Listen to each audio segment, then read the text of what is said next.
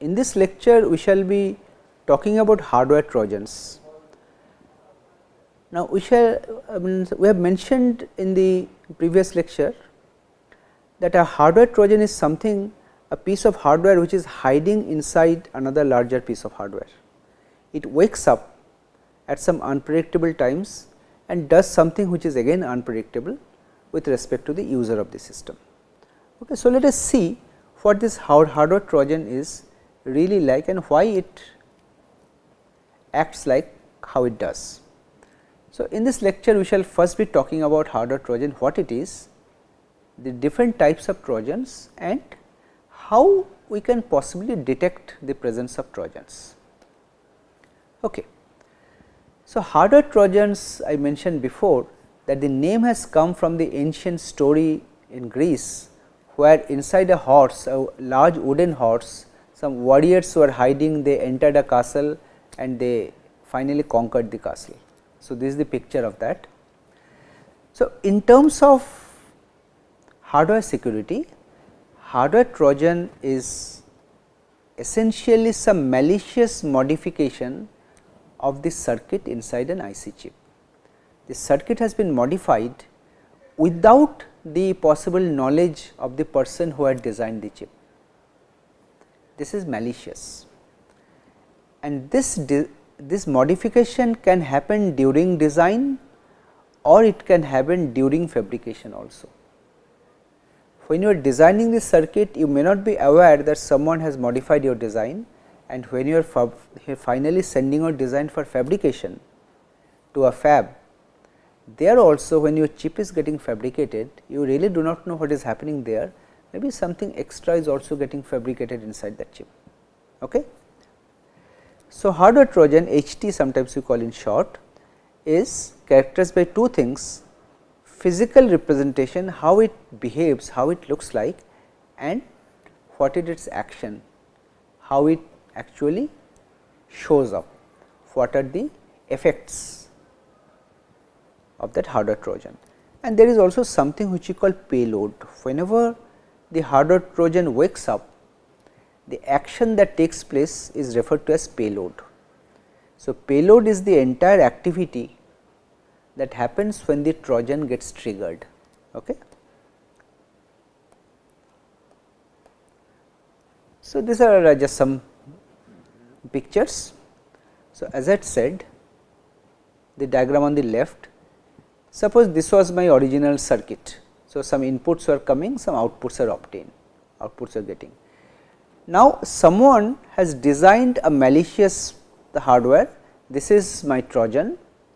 Trojan consists of a trigger, it decides when the trojan will wake up, and payload which decides what will happen when the trojan wakes up, and this hardware trojan gets inserted somewhere in the original circuit. That means, it goes inside the circuit like this.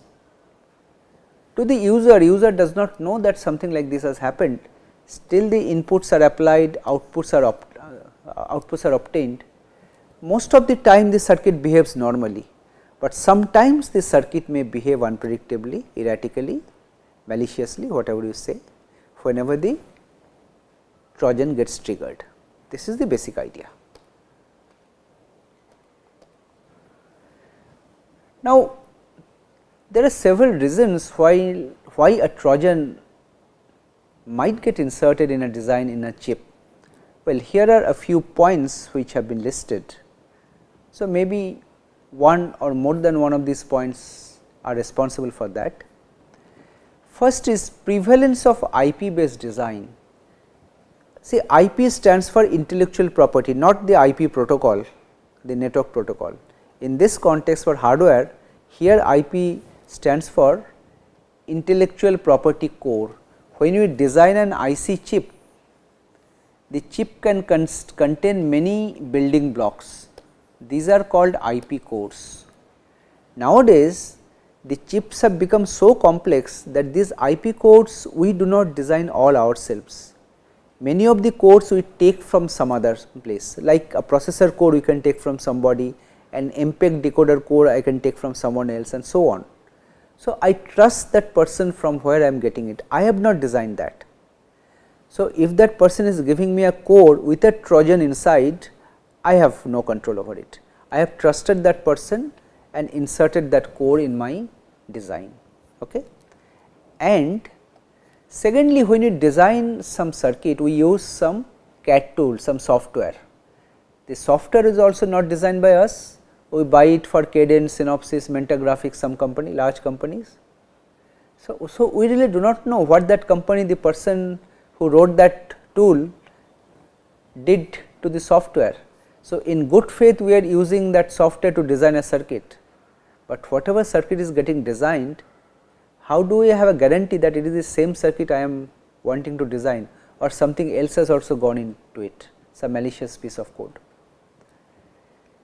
Fabless manufacturing model, we do not manufacture ourselves, we give it to someone else to manufacture. So, there itself something wrong might happen. Like here, this is related, outsourcing of manufacturing to offshore fabs. So, we are slowly losing control over design and manufacture. We are not designing the whole thing, we are certainly not manufacturing, most of the time someone else is manufacturing. So, there are a lot of parties involved. If one of the parties involved are malicious, then there is a possibility of a Trojan getting inserted in your design. So, there are potentially untrusted parties which are getting involved in the whole process. So, let us have a overall picture here. This is a very simplified diagram, that how typically we design an IC chip. As I said, that we have the intellectual property or IP codes, the designs we take from other places. We have the computer aided design tools that you use, some standard cell library also we can take from some other places, and we can have some models based on which we are designing, some circuit models. Based on this, we are creating our design. There is a process, we go through the steps of the design, we finally generate something called a GDS2 file, which is our fab interface. We can send it to the fab for fabrication. There the masks are manufactured and finally the chip is fabricated. Now, you see these yellow boxes are not totally trusted, and red boxes are definitely untrusted, because they are typically offshore, and when these things are happening we are not there at all, we are very far away. So, when the things comes back, when the chip comes back to us, when you are doing this package testing, again we are using a tester from a third party, that is also not totally trustable. So, you see there are so many untrusted parties involved here. So, it is very surprising that whatever design still works, right, but well, we have to trust people and we have to work in a group in collaborative way, right, that is how things work. But these are some of the reasons why we may have Trojans getting inserted in our design, that is what I wanted to say. Okay. So, essentially hardware Trojans are, as I said, malicious modifications to the design, can take place prior to manufacturing, during design, pre or post manufacturing. Even after manufacturing, when the chips are getting assembled, there also a small chip can be inserted in the wafer side by side, that may be an extra thing getting inserted. So, you will not know, it can happen at many places. These are inserted by some adversary who is certainly very intelligent, because no ABC can do this thing, only an expert can do this kind of malicious insertion, malicious modification. And as you can understand that the amount of hardware overhead that is required to insert a Trojan is not much, very small. So, maybe of your entire chip less than 0.1% extra hardware is required to insert that Trojan, maybe even less, the 0.1 is a very large number. This is stealthy, stealthy means it is hiding, you cannot see it, very difficult to detect. The IC can malfunction in field sometime, you do not know when, the time is also unpredictable. Okay. Result is that result can be, this can be potentially disastrous. You can have some circuits which you have put on board a spacecraft, this spacecraft has gone to space, and during its space maneuver something wrong happens due to the Trojan. So, the effect can be catastrophic, right. There can be loss of lot of property and even human life. This is the idea. Now, the point is that how realistic are hardware Trojans? All these what have been talking about is theory and good stories, but do Trojans really exist? Well, there is no concrete proof that someone has actually inserted Trojan and has actually done it, but there are cases where people suspect that something might have happened, but not 100% sure that it was due to a Trojan. Okay.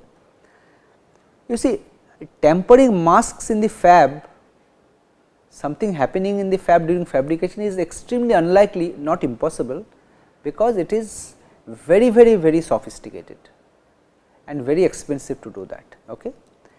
Reverse engineering of an IC to understand what your original design is, then I insert a new circuit, that can take a long time. So, that is also not so easy for someone to do reverse engineer and then insert a Trojan, but there are a number of suspected military and commercial cases where people suspect that something has happened. Like I am giving one example, I am not taking any names. Suppose you have purchased some equipment from some other place, let us say guns. Guns are very common things which people buy from other places, other countries. When you buy, you test, they work fine, but at time of war you try to fire the guns and you see that suddenly you see that the guns are getting locked, they are not firing. So, we suspect that there may be some Trojan inside, someone is possibly controlling your guns remotely from other places, maybe through satellite, something is getting controlled, you do not know. Okay.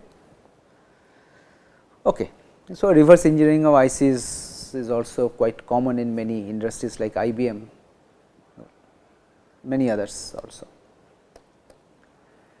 So, talking about Trojans, there are many different types of Trojans, combinational, sequential, this is one category. There is another way of classifying Trojans, that what is the trigger condition, what is the payload, that is another way to look at Trojan. And another way to look at what is the physical attribute, how it looks like, what is activation attribute, when does it get activated, and action attribute, what is the action. Well, trigger and payload are very similar to this activation and action, but exactly physically speaking how it actually looks like when these things happen. So, there are many ways you can use, you can try and classify Trojan behavior. Okay. So, some of the Trojan types let us look very briefly. Digital Trojans, well as the name implies, digital circuits are being targeted where information are processed in zeros and ones digitally. Well, here let us see, I am showing a very small circuit here. Suppose our original function was this, a simple AND function. I am taking a very trivial example, a simple AND gate, A and B and C, this was my original function, and this is a malicious circuit which got inserted. Okay, as long as this output is 0, this C and C modified will be same, no change. So, we will not find any behavior, but as soon as this becomes 1, C modified and C becomes different and something may start happen. So, this trigger decides when this will become 1. You see, this is a, in this example, this is a NOR gate, this will become 1 when both the inputs A and B are 0 and 0, which has 25% probability in this case, because in 2 inputs there can be 4 combinations 0 0 0 1 1 0 1 1. So, 25% of the case this Trojan will get triggered, and if it gets triggered, this output of this NOR gate will become 1 and C modified will become C bar, not of that. Okay. It will change. So, another type let us see, this is called combinational Trojan, this is a combination circuit. Here it is a little more complex, this is a sequential Trojan, sometimes this is also called a time bomb, because it depends on some time. The idea is that your trigger condition is something like this. Here I am not showing you the circuit, let us say ER is the value that is calculated, but the Trojan is modifying it to some value ER star. What is this trigger? This trigger is some kind of a counter, a clock is coming, the counter is counting. Well, this is a simplified diagram, there will be some gates in the counters also. This output value, this will become 1 when a particular count value is reached.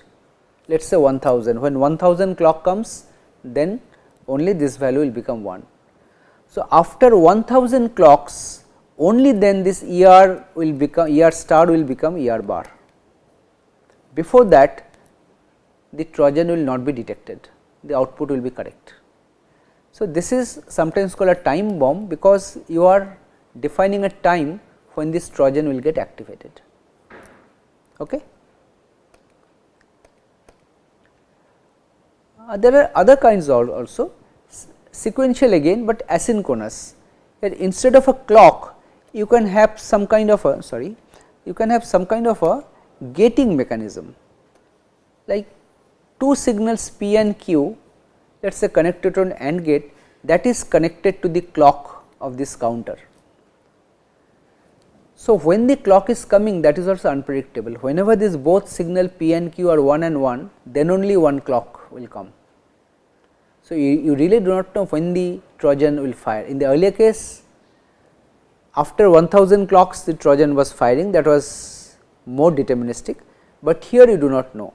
After 1000 such occurrences when P and Q are both 1, then only the Trojan will fire. So, that is why this is called asynchronous, because you cannot exactly correlate with clock. And hybrid is a mixture, there can be counter, there can be synchronous, there can be asynchronous, all sorts of combination can be there. So, I am not going into the detail, it can be as complex as you can think of.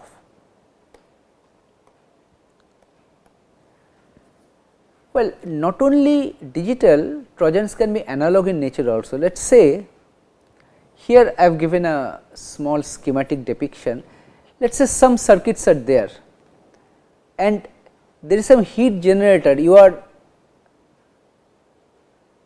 something is happening and the chip is becoming hot, some heat is getting generated, and depending on that there is a temperature sensor.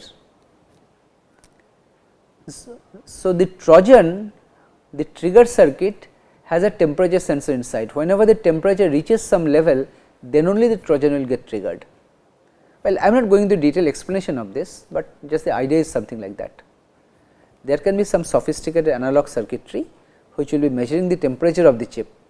Whenever the temperature reaches, let us say 60 degrees, then only some triggering will happen. Okay.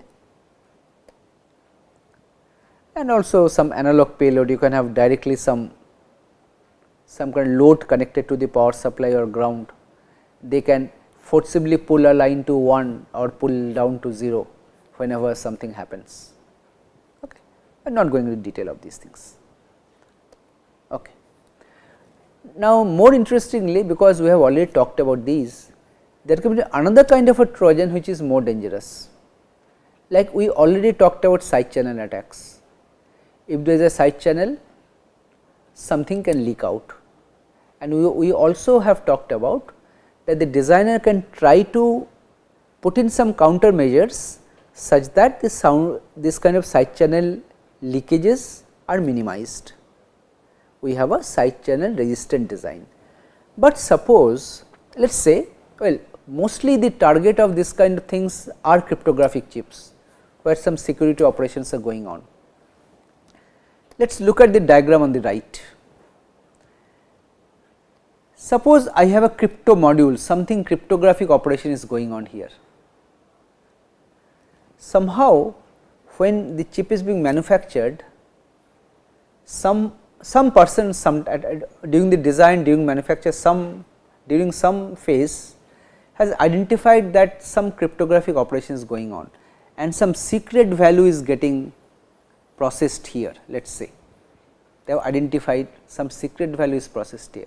So, what they do, they use some kind of a special circuit here, take this value and using some kind of a pseudo random number generator generate some random noise. It is not really random, because the person who has inserted knows what kind of random patterns are generated here. So, the pattern of the noise is known to that person and you are doing exclusive OR with that. So, if the person does a side channel analysis, analyzes the waveform, he already knows what random pattern was generated by this PRNG, which was this was the payload of the Trojan, and whatever is the secret, that is bit by bit exclusive OR, and that information is being captured. So, you are exposing the circuit to side channel attack. The Trojan is exposing it through side channel attack. So, that side channel attack becomes possible. These are very interesting, I think. And here the diagram on the left says you may be having a processor kind of environment, some processor, memory, bus. So, there can be a Trojan sitting on the bus. Whenever some activity is happening on the bus, the data on the bus is getting captured and something is happening, something modification is done. So, you can have so many different things. Okay. Fine. Well, more dangerous are multi-level attack. We have so far said that somebody somewhere is malicious who is inserting something, this kind of Trojans inside the design. But what if there is a nexus between multiple parties, then your life is even more difficult. Well, the idea is that only the parties which are in nexus, they will benefit out of this thing, because the product that is developed should be some kind of a security product. So, which if they can break, there will be some benefit, maybe monetary benefit or otherwise, we do not know. Let us try to understand what we mean by this. So, I am showing a diagram. This is again a situation of IC manufacturing, a very simplified diagram. Let us say there are, so these pink boxes are the different parties involved.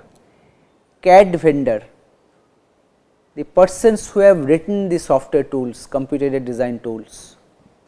IP vendor, the persons from where you are taking the intellectual property codes, IP codes. IC design house, the place where you are designing, well, you can do it yourself or you might have given to a third party for designing. So, it can be a design house also. And finally, the place where you are manufacturing the chip, foundry, and finally, the place where you are testing them. Now, you imagine there can be nexus between any set of people involved here, like the CAD vendor and the IC design house may have a nexus. IP vendor, design house, they may have a nexus. The design house and foundry may have a nexus. Foundry and this testing site may have a nexus. So, if they have a nexus, then the effort of inserting the Trojan becomes that much simpler, because two of the parties know about this thing and they can do it in two different places, two different ways to make it happen. It becomes much easier. Similarly, if you talk about FPGA kind of application, you can again have some IP vendors which are downloaded on FPGAs. You can have Verilog or VHDL codes. You can have some application developers which may be yourself, maybe someone else, and finally, someone will be testing them out. So, here again there can be nexus between multiple parties. So, the idea is that if there is possible nexus, then the ease of inserting the Trojans become that much easier. Okay? This is what I wanted to say.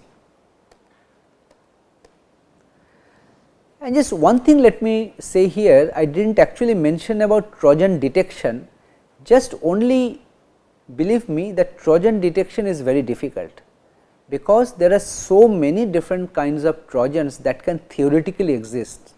No one really knows whether Trojan actually exists in practice or not, but if someone wants, they can always inject Trojans in hardware designs. Okay?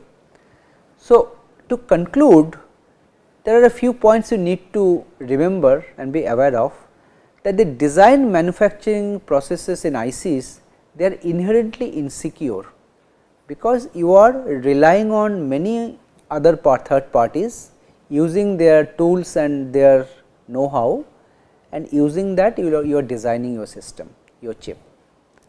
Third party IPs, offshore manufacturing, there are many untrusted parties that are playing a play a major role. They are actually playing a major role in the IC design process.